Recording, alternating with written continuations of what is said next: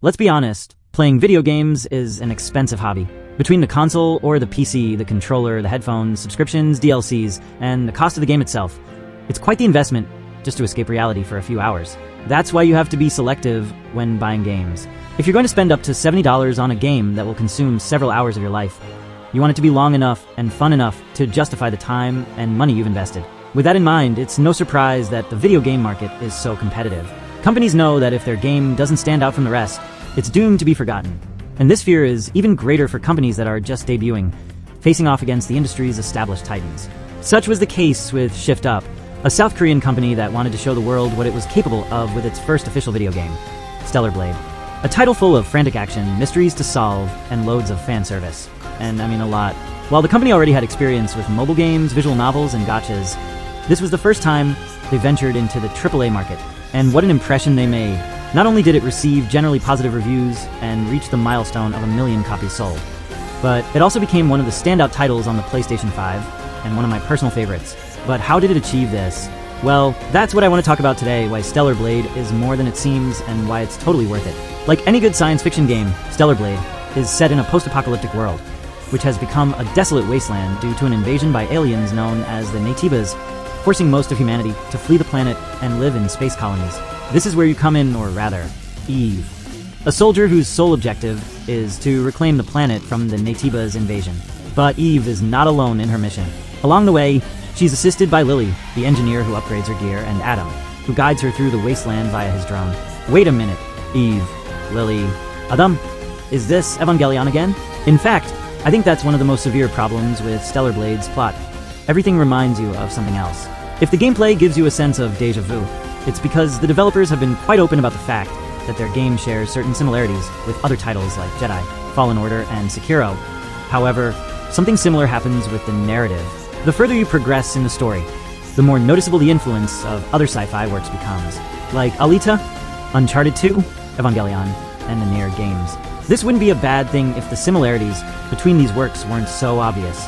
No matter how many twists and turns they throw in, it's impossible not to recognize patterns and predict where the story is headed. And you might say, well, maybe the story of Stellar Blade is predictable and doesn't have anything special to tell. But surely its charismatic characters make up for that, right? Right. The truth is no. Whether it's the secondary characters or the villains, most of the characters in the game are forgettable, including its own protagonist. Don't get me wrong, a soldier without emotions is a concept that has been explored countless times and with good results. In fact, at first, Eve is driven by her convictions to save humanity, but also to seek revenge, which could have been the opportunity to put her on the path to personal growth. Unfortunately, my hopes that, as the game opened up, Eve would do the same quickly faded.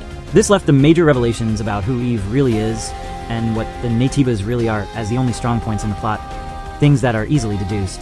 Because, again, everything in Stellar Blade reminds you of something that's been told before. In narrative terms, the game left a lot to be desired. But at least the story is enjoyable and effective in the sense that it serves as the foundation for what really matters, its gameplay. Unlike the plot, the gameplay of Stellar Blade did benefit from borrowing elements from other titles in the genre and placing them in a nearly Souls-like environment. But in case you're wondering, no, Stellar Blade is not a Souls-like. I was also surprised when I found this out for the first time. Although Stellar Blade is a third-person action RPG with a heavy emphasis on fast-paced combat, rest points, character upgrades, and infuriating bosses, it also has other features that suggest otherwise. For example, it's far too forgiving to be a proper Souls-like. Take Lies of P as an example, another Korean game that is a true Souls-like in every sense of the word. Since it's a challenging game, it punishes you by taking away your souls when you die. On the other hand, in Stellar Blade, you don't really lose anything when you die. You have a large number of healing items, and you can even revive more than once during combat. Yes, you'll face several tough enemies throughout the game, but the worst that can happen if you die is that you'll return to the last checkpoint. And that's it. And there will always be one near an important battle. In summary, Lies of P is a Souls-like for those who truly hate themselves, and Stellar Blade feels like a Souls-like for those seeking a healthy balance between challenge and fun. But let's be clear, both games are absolutely awesome. Speaking of From Software titles, Stellar Blade relies heavily on blocking and parrying, just like Sekiro. Parrying enemy attacks not only cancels their damage, but also charges the energy for your beta abilities, which are special attacks capable of dealing massive damage and looking incredible. Fun fact, Stellar Blade also leans into dodging to the point where it complements parries instead of serving as an alternative. This is why the combat in Stellar Blade never feels boring. You have all kinds of tools to approach each situation as you see fit. The melee combat in this game is truly as satisfying as it is rewarding. And on top of that, there's Adam's drone, which at a certain point in the story you can use as a firearm, allowing you to shoot various types of ammunition from a distance. There's even an entire section of the game dedicated to this mechanic, transforming Stellar Blade from an action RPG into a third-person shooter with touches of survival horror, further demonstrating the variety in the game's gameplay. As for Eve's customization, Stellar Blade doesn't feature classes or a variety of weapons to create a specific build, which may disappoint some. However, the skill tree system, which you can access at campgrounds on the map, allows you to unlock all kinds of abilities, divided into different categories, each prioritizing a specific aspect of our heroine. For example, with the experience points you'll earn, you can learn new beta abilities and upgrade them even further. Likewise, we also have various survival tools, such as an ability to counter your opponent's unblockable attacks. But as I mentioned, these abilities can only be unlocked with experience points, which are limited. So you'll be forced to choose one ability over others. It's up to you to decide which ones suit your playstyle, and just to spice things up, Eve has different ways to upgrade her stats. These include gears and exospines. Gears are pieces designed to enhance certain aspects of combat, such as increasing critical hit rates or recovering health after defeating an opponent. Meanwhile, each exospine offers unique abilities focused on a particular playstyle. For example, some prioritize physical damage, while others focus on defense or stealth. However, the best accessories Eve can wear are not the practical ones, but the aesthetic ones. Let's be honest, beyond the story and the combat, the most eye-catching aspect of Stellar Blade is its protagonist. I know it, you know it, and even Shift Up knew it. That's why they included 40 different outfits to wear in the game. You can also customize her with a wide variety of glasses, earrings, and hairstyles. You know what's the best part about all this? These outfits only change Eve's appearance and don't affect her stats in any way. That's what the gears and exospines are for. So you can dress your waifu however you like without compromising your strength, defense, or agility, which was a big plus for the game. Stellar Blade may not have a massive open world. In fact, exploration within certain areas is quite linear. But the game also features semi-open spaces that give the feeling of an open world game without actually being one. And that illusion of large scale is what encourages exploration to find secrets in every corner of the map. With this in mind, the game is packed with different environments that host all kinds of points of interest, Naytibas, NPCs, and side activities. In fact, in the game's main city, Shaun, you'll find all sorts of NPCs, from merchants who sell various products, and with whom you can improve your relationship to unlock new items, to citizens in distress who you can help. Even if the side quests aren't anything special, I recommend completing as many as you can. Not only because they can grant you a lot of experience and juicy rewards, but also because by doing so, Lily will gather valuable information represented by a percentage bar. Once it reaches 100%, you'll unlock one of the game's 3 different endings, which is a secret. Now, I should mention that Stellar Blade has a duration of about 20 hours if you only focus on its story.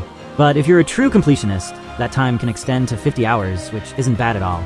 But you're probably wondering, after seeing the final credits, is there any reason to keep playing Stellar Blade? Well, I don't have one good reason, I have 3. First, unlock the other endings. Second, try the boss challenge mode, where you can face previously defeated bosses and compete against your own time records. And finally, dive into the game's New Game Plus, which has one of the best implementations I've seen in a video game. Honestly, I was annoyed that I couldn't continue exploring after the point of no return leading to the game's ending. And although that hasn't changed, the New Game Plus makes up for it. To begin with, not only does it let you keep the upgrades and outfits from your previous playthrough, but it also allows you to further upgrade Eve, offering new exospines and mods. Some enemies do reappear throughout the game. And perhaps best of all, there are 34 new cosmetics for Eve scattered throughout the game. While most are reskins of the original outfits, there are also some new ones exclusive to New Game Plus. Not to mention that if you didn't find the original outfit in your previous playthrough, you can find it here. Without a doubt, this is my new standard for what any New Game Plus in a video game should be. Stellar Blade has a lot of flaws. For example, the story is enjoyable, but it's nothing we haven't seen before. The gameplay is fun, but it can become repetitive, and the New Game Plus is excellent, but I would have liked to keep exploring the game after the point of no return. The one thing in Stellar Blade I found no fault with was its soundtrack. I love how it seamlessly jumps from hardcore metal to K-pop to orchestral choirs in just a snap. Seriously, if they don't nominate Stellar Blade for Best Soundtrack at the Game Awards, I'm going straight to Jeff Keighley's house with torches and pitchforks. Despite all its flaws, I still firmly believe that Stellar Blade is an amazing game that any fan of hack and slash and waifus would absolutely love. I'm not sure if it has what it takes to be Game of the Year, but it's definitely one of the best and most enjoyable titles of 2024.